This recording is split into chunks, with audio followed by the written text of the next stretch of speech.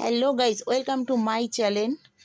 কাল ছিল আমার বাড়িতে পুজো, তার ভিডিও আমি তোমাদের সাথে সবার সাথে শেয়ার করেছি।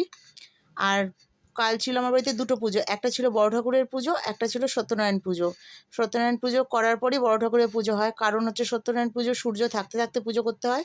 আর বড় ঠাকুরের পুজো হচ্ছে যতক্ষণ না সূর্য ডুববে ততক্ষণ হয় না বড় ঠাকুরের পুজো।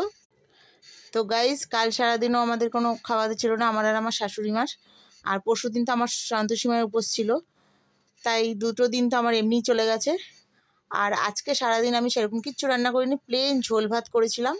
আর এখন আমি বানাচ্ছি tasty tasty white sauce pasta. অনেকে এই সমস্ত খাওয়ার জন্য রেস্টুরেন্টে যায়, কারণ তারা রান্না করতে পারে না। কিন্তু হ্যাঁ, আমি কিন্তু রান্না করতে খুব ভালো পারি। আর আমি কিন্তু রান্না ভীষণ শখের জিনিস। অনেকেরই তো অনেক রকম শখ থাকে, আমার কিন্তু রান্না হবি। এটা হচ্ছে আমার হবি। আমি নিত্য নতুন রান্না করতে খুব পছন্দ করি। আর আজকে বানাচ্ছি আমি হোয়াইট সস পাস্তা, কারণ আমার ছেলে খেতে চেয়েছে, তাই আজকে রাতে বানাচ্ছি হোয়াইট সস পাস্তা। আর ওখান দিয়ে আমার শাশুড়ি মা মাঝে মাঝে এসে দেখে যাচ্ছেন আমি কি করছি। তাই গাইস,